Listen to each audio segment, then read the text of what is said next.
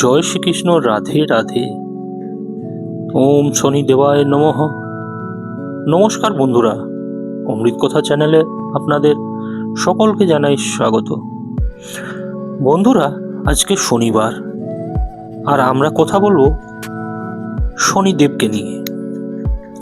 শেষ পর্যন্ত কেন শনিদেবের শরীর কালো হয়ে গেল, এই কাহিনী শুনলে আপনি বিস্মৃত হয়ে যাবেন। আকাশের সেই কোণে, যেখানে অন্ধকার ও আলোর মিলন ঘটে, যেখানে ন্যায় ও কর্মের দাঁড়িপাল্লা সর্বদা সমান থাকে, সেখানেই বিরাজমান ন্যায়াধীশ শনিদেব। তার নাম শুনলেই মানুষের মনে ভয় ও ভক্তি দুটোই জাগে। কিন্তু কখনো কি ভেবেছেন কেন শনিদেবের শরীর কালো? কেন তার ছায়া এত ভারী বলে মনে করা হয়? কেন তার দর্শনেই মানুষ কেঁপে ওঠে? আজ আমি আপনাকে নিয়ে চলেছি সেই দেবীর কাহিনীতে, যেখানে লুকিয়ে আছে গভীর সত্য, যা আপনার মনকে নাড়িয়ে দেবে।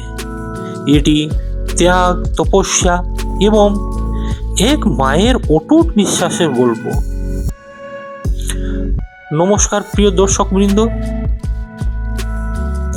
আপনাদের স্বাগত জানাই আপনাদের প্রিয় চ্যানেল অমৃত কথাতে।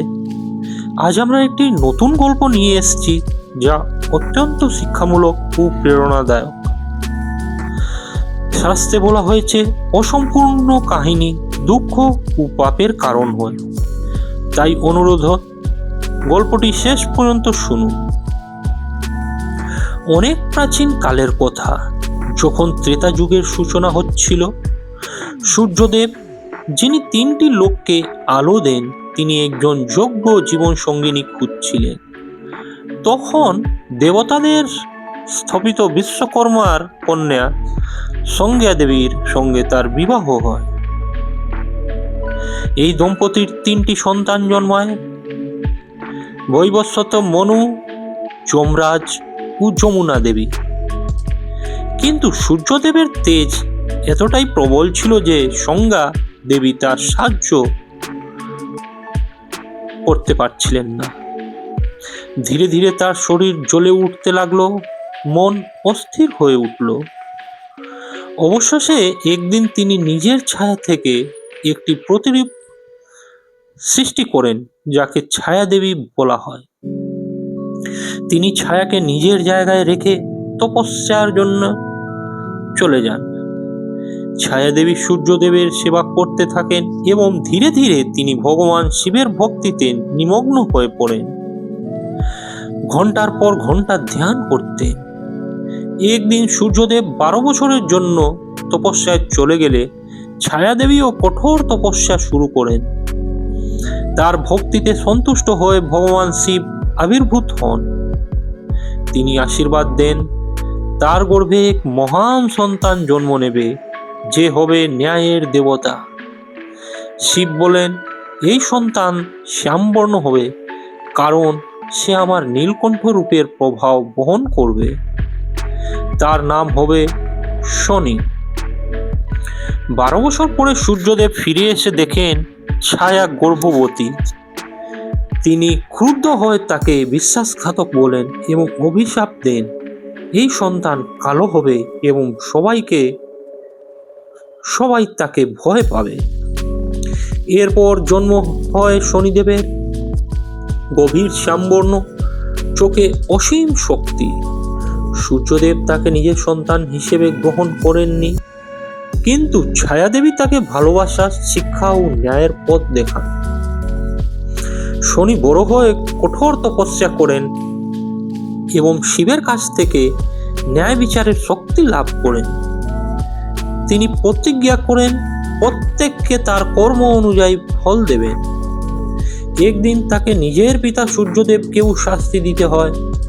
তার দৃষ্টিতে সূর্যের তেজ কমে যায় এবং 7 বছর কষ্ট ভোগের পর সূর্য নিজের ভুল বুঝতে পারে।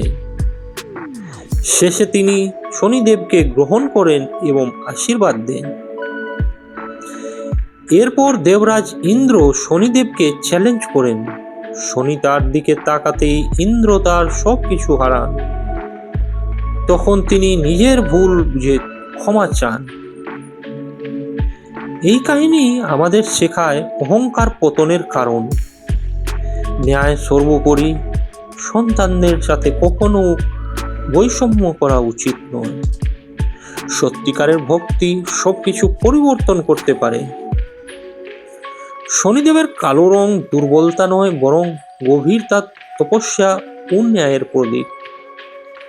শনিবারে তার পূজা করা হয়, কালো তিল ও তেল দান করা হয়। তবে সবচেয়ে গুরুত্বপূর্ণ হলো সৎকর্ম ও সত্যিকারের ভক্তি। বন্ধুরা, একবার এক দরিদ্র ব্রাহ্মণ পরিবার ছিল। তারা খুব কষ্টে দিন কাটাতো। একদিন এক সাধু তাদের বললেন, তোমরা শনিবার শনিদেবের ব্রত করো, সব দুঃখ দূর হবে। ব্রাহ্মণের স্ত্রী বিশ্বাস করে ব্রত শুরু করলেন। তিনি প্রতি শনিবার উপবাস রাখতেন, শনিদেবের নাম জপ করতেন, গরিবদের দান করতেন। কিন্তু তার স্বামী এইসব বিশ্বাস করতেন না। তিনি বলতেন, এগুলো করে কিছুই হবে না। একদিন পরীক্ষা নেওয়ার জন্য শনিদেব তাদের জীবনে কষ্ট বাড়িয়ে দিলেন। ব্রাহ্মণের সব সম্পদ নষ্ট হয়ে গেল। তারা আরো দরিদ্র হয়ে পড়ল।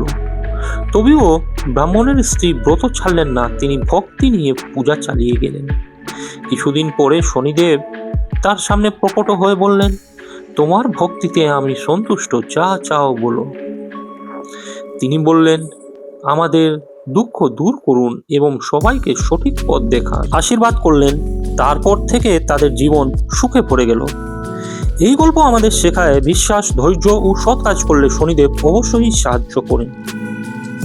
শনিদেবের পূজার সম্পূর্ণ বিধি কখন করবেন? প্রতি শনিবার, বিশেষ করে সকাল বা সন্ধ্যায়। কি কি লাগবে? সরিষার তেল, কালো তিল, কালো কাপড়, প্রদীপ, ফুল নীল বা কালো হলে ভালো। পূজার ধাপ: সকালে স্নান করে পরিষ্কার পোশাক পরুন। শনিদেবের ছবি বা মূর্তি সামনে রাখুন। সরিষার তেলে প্রদীপ জ্বালান। কালো তিল অর্পণ করুন। মন্ত্র জপ করুন, ওম শনেশ্বরায় নমঃ 108 বার। দরিদ্র মানুষকে দান করুন। কি করবেন না? অন্যায় কাজ করবেন না, কারো ক্ষতি করবেন না, অহংকার করবেন না। শনিদেব কি শেখান? শনিদেব শেখান ন্যায়ের পথে চলতে, ধৈর্য ধরতে, সত্য থাকতে। কর্মের ফল একদিন অবশ্যই পাবে। বন্ধুরা, আশা করি আপনাদের আজকের ভিডিওতে ভালো লেগেছে। আপনারা যদি ভিডিও দেখে ভালো লাগে এবং উপকৃত হয়ে থাকেন, তাহলে আমাদের চ্যানেলটিকে লাইক করে সাবস্ক্রাইব করবেন, ভিডিওটি শেয়ার করবেন এবং পাশে থাকা বেল বাটনটি অন করে রাখবেন, যেহেতু আপনারা এরকম তথ্যমূলক গুরুত্বপূর্ণ ভিডিও নিয়মিত দেখতে পারেন। সবাই ভালো থাকুন, সুস্থ থাকুন, এই কামনা করে আজকের পর্ব এখানেই শেষ করলাম। নমস্কার।